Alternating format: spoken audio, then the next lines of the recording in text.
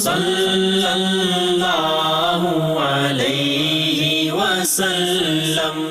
السلام علیکم ورحمۃ اللہ وبرکاتہ۔ الحمدللہ رب العالمین والصلاة والسلام علی اشرف الانبیاء والمرسلین وعلی آلہ واصحابہ اجمعین، اما بعد فاعوذ باللہ السمیع العلیم من الشیطان الرجیم من حمزہ ونفخہ ونفثہ۔ قال اللہ سبحانہ وتعالی فبما رحمۃ من اللہ لنت لہم ولو كنت فظا غلیظ القلب لانفضوا من حولک فاعف عنہم واستغفر لہم وشاورہم فی الامر فاذا عزمت فتوکل علی اللہ ان اللہ یحب المتوکلین۔ اللہم صلی علی محمد وعلی آل محمد کما صلیت علی ابراہیم وعلی آل ابراہیم انک حمید مجید۔ اللہم بارک علی محمد وعلی آل محمد کما بارکت علی ابراہیم وعلی آل ابراہیم انک حمید مجید۔ معزز ناظرین کرام، نقوش سیرت کے سلسلہ میں آج کا ہمارا یہ پروگرام نبی رحمت جناب محمد کریم رؤوف الرحیم علیہ الصلاۃ والسلام کی سیرت مبارکہ کے ایک اہم موضوع پر ہے۔ وہ آپ کی سیرت کا اہم گوشہ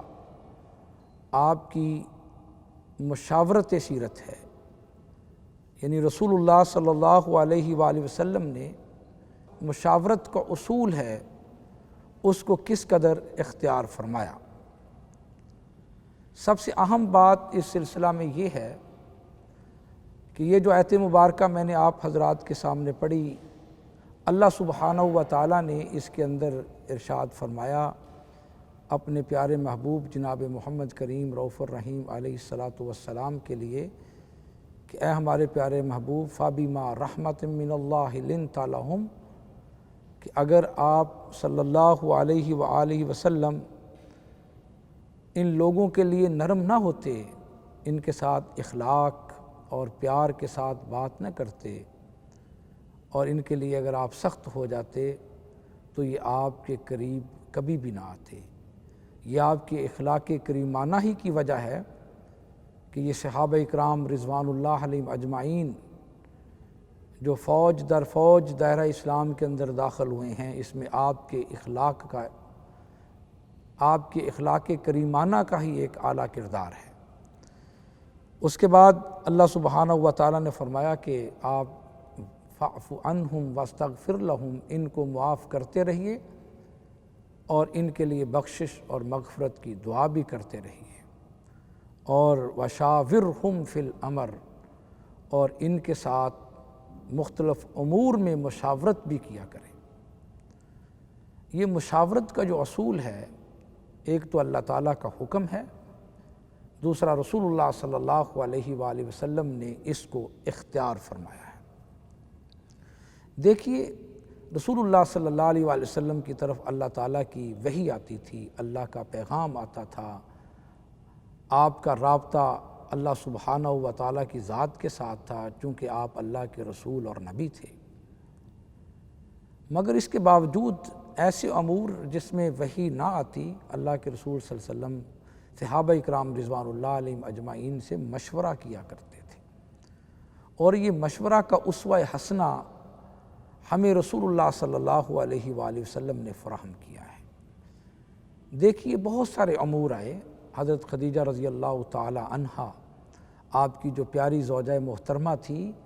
جب دعوت کے میدان میں آپ کو تکالیف آتی، آپ کو پریشانیاں آتی، تو آپ ان کے ساتھ مشورہ کیا کرتے تھے۔ اسود الغابہ کے اندر باقاعدہ طور پر موجود ہے کہ ہجرت حبشہ کے وقت رسول اللہ صلی اللہ علیہ وآلہ وسلم نے اپنی زوجہ محترمہ سے مشورہ کیا، اور مشورہ کرنے کے بعد پھر صحابہ اکرام رضوان اللہ علیہ مجمعین کو حبشہ کی طرف ہجرت کرنے کی اجازت مرحمت فرمائی۔ تو جو بھی اہم فیصلہ کرنا ہوتا آپ صلی اللہ علیہ وسلم مشورہ کیا کرتے تھے، اپنی زوجہ محترمہ سے مشورہ کرتے، حضرت ابوبکر رضی اللہ تعالیٰ عنہ سے مشورہ کرتے، دیگر صحابہ کرام رضوان اللہ علیہم اجمعین جو آپ کے قریب ہوتے ان سے مشاورت کے ساتھ آپ ہر کام سر انجام دیا کرتے تھے، کیونکہ یہ اللہ کا حکم بھی ہے اور آپ صلی اللہ علیہ وسلم کا اسوہ حسنہ بھی ہے۔ اس کے علاوہ آپ دیکھیں کہ رسول اللہ صلی اللہ علیہ وسلم جب ہجرت مدینہ کرتے ہیں، بیعت عقبہ اولیٰ ہے، بیعت عقبہ ثانیہ ہے، تو اس موقع پر بھی اللہ کے رسول صلی اللہ علیہ وسلم اپنے خاندان والوں کے ساتھ مشورہ کرتے تھے، اور باقاعدہ طور پر سیرت کی کتابوں میں ہے کہ آپ نے اپنے چچا عباس رضی اللہ تعالیٰ عنہ کے ساتھ مشورہ کیا تھا، اور پھر آپ نے ہجرت کا پروگرام بنایا، اور باقاعدہ مشاورت کے ساتھ آپ نے صحابہ کرام رضوان اللہ علیہم اجمعین کو مدینہ منورہ کی طرف ہجرت کرنے کی اجازت دی۔ جس طرح کہ مصعب ابن عمیر رضی اللہ تعالیٰ عنہ کے بارے میں آتا ہے کہ آپ نے ان کو باقاعدہ معلم تقرر کے ساتھ ان کو مدینہ منورہ میں بھیجا تھا، اور اس کے لیے باقاعدہ آپ نے مشاورت کی تھی۔ دیکھیں اہم امور میں رسول اللہ صلی اللہ علیہ وسلم مشاورت کیا کرتے تھے، اور دیکھیں عین اس دن اس رات جس رات آپ اپنے بستر کو چھوڑ کر حضرت علی رضی اللہ تعالیٰ عنہ کو اپنے بستر پر لٹا کر کے مکہ مکرمہ کو چھوڑتے ہیں، تو اس دن بھی آپ حضرت ابوبکر رضی اللہ تعالیٰ عنہ کے ساتھ مشورہ کر کے گئے تھے۔ تو آپ کی سیرت کا یہ ایک اہم پہلو ہے کہ آپ جو بھی اہم کام سر انجام دیتے اس پر باقاعدہ طور پر مشاورت کیا کرتے تھے، مشاورت کے ساتھ۔ پھر مشاورت کے ساتھ آپ نے راستہ طے کیا کہ ہم نے کس راستے کے ساتھ، کس راستے کے ذریعے ہجرت کرنا ہے، سفر طے کرنا ہے اور مدینہ منورہ پہنچنا ہے۔ اس کے لیے باقاعدہ طور پر مشاورت کی گئی، اور پھر آپ نے سفر شروع کیا۔ دیکھیں اس کے بعد بھی جب آپ صلی اللہ علیہ وسلم مدینہ منورہ میں پہنچے، قباء میں پہلے قیام کیا، پھر مدینہ منورہ میں پہنچے، تو باقاعدہ طور پر آپ صلی اللہ علیہ وسلم نے مشاورت کے ذریعے ہی حضرت ابو ایوب انصاری رضی اللہ تعالیٰ عنہ کے گھر میں آپ تشریف لے گئے، اور وہاں آپ ٹھہرے۔ پھر مسجد نبوی کو باقاعدہ طور پر مشاورت کے ذریعے تعمیر کیا گیا، اخوت کو باقاعدہ طور پر مشاورت کے ذریعے کیا گیا۔ تو بہت سارے ایسے امور جو ایک اسلامی ریاست کے قیام کے لیے بڑے اہم ہوتے ہیں، یا ریاست اور سوسائٹی کے لیے بڑے اہم ہوتے ہیں، معاشرے کے لیے بڑے اہم ہوتے ہیں، خاندان کے لیے بڑے اہم ہوتے ہیں، تو اللہ کے رسول صلی اللہ علیہ وسلم مشاورت کیا کرتے تھے۔ اس کے علاوہ دیکھیں میں ذرا تھوڑا آپ کو آپ کی مکی زندگی میں لے چلوں، تو رسول اللہ صلی اللہ علیہ وسلم نے جو مکہ مکرمہ میں اپنی بیٹیوں کے رشتے طے کیے، اس کو بھی باقاعدہ حضرت خدیجہ رضی اللہ تعالیٰ عنہا کے ساتھ مشاورت کی گئی۔ اپنے خاندان کے جو دیگر بڑے افراد تھے ان کے ساتھ مشاورت کی گئی، مشاورت کرنے کے بعد ہی رشتوں کو طے کیا گیا۔ تو ایسے امور جن میں وہی خاموش ہوتی تھی، یا بہت سارے جو خانگی مسائل ہیں یا دیگر جو تجارت وغیرہ کے مسائل ہوتے تھے، اللہ کے رسول صلی اللہ علیہ وسلم اپنے بڑوں سے مشاورت کے ذریعے اس کو طے کیا کرتے تھے۔ تو یہاں سے یہ سیرت کا اصول ہمیں اخذ ہوتا ہے کہ ہم اگر خاندان کے بڑے ہیں، سربراہ ہیں، تو ہمیں اپنی زوجہ محترمہ سے، اپنی بیوی سے، اپنے بچوں سے مشورہ کرنا چاہیے۔ مکان تعمیر کرنا ہے اس کے لیے مشورہ، ملازمت کا مسائل ہیں اس کے لیے مشورہ، رشتوں کو طے کرنا ہے اس کے لیے مشورہ۔ تو وہ چیزیں، وہ امور جو باقاعدہ مشاورت کے ذریعے طے کیے جاتے ہیں، پھر اللہ سبحانہ و تعالیٰ کی ذات اس کے اندر خیر و برکت پیدا کر دیتی ہے۔ دیکھیں اس کے بعد بھی بڑے بڑے اہم مواقع آئے، اللہ کے رسول صلی اللہ علیہ وسلم نے مشاورت کی۔ اگر آپ جنگ بدر کے حالات کو پڑھیں تو جس وقت کفار کی طرف سے 1000 کا لشکر حملہ آور ہونے کے لیے آ رہا تھا، تو باقاعدہ طور پر اللہ کے رسول صلی اللہ علیہ وسلم نے مشاورت کی کہ اس موقع پر ہمیں کیا کرنا چاہیے۔ تو مشاورت اس بات پر ہوئی اور طے یہ پایا کہ ہمیں مدینہ منورہ سے باہر نکل کر دشمن کا مقابلہ کرنا چاہیے۔ تو آپ پھر بدر کے مقام پر پہنچے، اور پھر بدر کے مقام پر جا کر بھی جس جگہ آپ صلی اللہ علیہ وسلم نے خیمہ لگایا، تو ایک صحابی رضی اللہ تعالیٰ عنہ آپ کو پوچھتے ہیں کہ اللہ کے رسول صلی اللہ علیہ وسلم، یہ جو خیمہ آپ نے اس جگہ پر لگایا ہے، یہ اللہ تعالیٰ کی طرف سے حکم ہے، وحی ہے، یا آپ نے اپنی مرضی کے مطابق لگایا ہے؟ تو اللہ کے رسول صلی اللہ علیہ وسلم فرماتے ہیں کہ اس پر وحی تو نہیں، اللہ کا حکم تو نہیں ہے۔ تو وہ صحابی کیا کہتا ہے اللہ کے رسول صلی اللہ علیہ وسلم، اگر اس جگہ سے ہٹا کر خیمہ اگر ہم اس جگہ پر لگا لیں تو یہ جنگی نقطہ نظر سے بہت اہم ہوگا۔ تو اللہ کے رسول صلی اللہ علیہ وسلم نے اس صحابی کی، اپنے پیارے صحابی کی بات کو مانا، اس کے مشورے پر عمل کیا اور وہاں سے خیمہ اکھاڑ کر دوسری جگہ پر اس کو منتقل کر دیا گیا کہ جس کا بعد میں پھر جنگی طور پر بھی فائدہ ہوا۔ تو دیکھیں اللہ کے رسول صلی اللہ علیہ وسلم نے یہاں یہ اسوہ دیا، ایک تو آپ اس وقت اللہ کے رسول ہیں، اللہ کے پیغمبر ہیں، نبی ہیں، پھر اس وقت آپ سپہ سالار ہیں، آپ کی کمان کے اندر ایک لشکر جو ہے وہ میدان کے اندر کھڑا ہے، اس وقت بھی آپ نے اپنے صحابی کی، اپنے سپاہی کی، اپنے فوجی کی اس مشاورت کو تسلیم کیا جس کے اندر فائدہ تھا۔ اللہ کے رسول صلی اللہ علیہ وسلم نے اس مشاورت پر عمل کیا، اس سے پھر اسلامی لشکر کو فائدہ ہوا۔ تو بطور سپہ سالار بھی ہمیں یہ ایک نمونہ ملتا ہے، ہمیں ایک پیٹرن ملتا ہے کہ ہم اپنی افواج کے ساتھ، اپنے ماتحت افراد کے ساتھ ہم مشورہ کریں۔ اور دیکھیں بحیثیت باپ بھی مشاورت ہے، بحیثیت سپہ سالار بھی مشاورت ہے، بحیثیت تاجر بھی مشاورت ہے، بحیثیت ایک سربراہ خاندان بھی مشاورت ہے، بحیثیت اعلیٰ معلم بھی مشاورت ہے۔ تو جتنی انسانی زندگی کی جہتیں ہیں اللہ کے رسول صلی اللہ علیہ وآلہ وسلم اس میں ہمیں مشاورت کرتے ہوئے نظر آتے ہیں۔ دیکھیں ایک واقعہ اللہ کے رسول صلی اللہ علیہ وسلم کی زندگی میں پیش آیا جس کو واقعہ افک کہتے ہیں، جب آپ کی پیاری زوجہ محترمہ حضرت عائشہ رضی اللہ تعالی عنہا کے اوپر منافقین کی طرف سے تہمت لگائی گئی تھی۔ اس وقت اللہ کے رسول صلی اللہ علیہ وآلہ وسلم بہت پریشان تھے کہ آپ مسجد نبوی میں باقاعدہ طور پر مشاورت کرتے ہیں، حضرت اسامہ بن زید رضی اللہ تعالیٰ عنہ سے مشاورت کرتے ہیں، حضرت علی رضی اللہ تعالیٰ عنہ سے مشاورت کرتے ہیں، حضرت زینب بنت جحش رضی اللہ تعالیٰ عنہ سے مشاورت کرتے ہیں کہ جن لوگوں نے میری پیاری زوجہ محترمہ کے اوپر تہمت لگائی ہے ہمیں ان کے ساتھ کیسا سلوک کرنا چاہیے۔ تو دیکھیں اس موقع پر بھی مشاورت ہے۔ تو جنگ بدر کے موقع پر مشاورت، اور پھر اس کے بعد جب جنگی 70 لوگ ان کے قتل ہو گئے اور 70 لوگوں کو قیدی بنا لیا گیا، تو اس وقت بھی اللہ کے رسول صلی اللہ علیہ وآلہ وسلم مشاورت کرتے ہیں کہ اب ان قیدیوں کے ساتھ کیا کیا جائے۔ تو حضرت ابوبکر رضی اللہ تعالیٰ عنہ نے جو مشورہ دیا تھا کہ جو ان کے پڑھے لکھے افراد ہیں وہ 10 مسلمانوں کے بچوں کو لکھنا پڑھنا سکھا دیں، اور جو ہمارے مسلمان بچے لکھنا پڑھنا نہیں جانتے ان کی تعلیم کا انتظام ہو جائے، بندوبست ہو جائے، اور دوسری طرف جو لوگ فدیہ دے سکتے ہیں کیونکہ ہماری معیشت بہت کمزور ہے تو کیوں نہ ہم ان سے جو مال اور دولت لیں اور اپنے غریب نادار ان لوگوں کے اندر اس کو تقسیم کریں تاکہ ہماری معیشت جو ہے وہ مضبوط ہو جائے، تو ان سے جو ہے وہ فدیہ لیا جائے۔ تو رسول اللہ صلی اللہ علیہ وآلہ وسلم نے جو ایک ڈسکشن چلی، جو ایک بحث چلی، جو ایک مشاورت کا عمل چلا، اس مشاورت کے عمل کے بعد حضرت ابوبکر رضی اللہ تعالیٰ عنہ کی رائے کو تسلیم کیا گیا اور پھر جنگی قیدیوں کے ساتھ ایسا ہی سلوک کیا گیا۔ دیکھیں یہ بھی مثال ہمارے سامنے موجود ہے۔ اس کے علاوہ رسول اللہ صلی اللہ علیہ وآلہ وسلم جس طرح میں نے پہلے عرض کیا کہ اہم امور میں مشاورت کیا کرتے تھے، اور پھر دیکھیں قرآن مجید کی ایک دوسری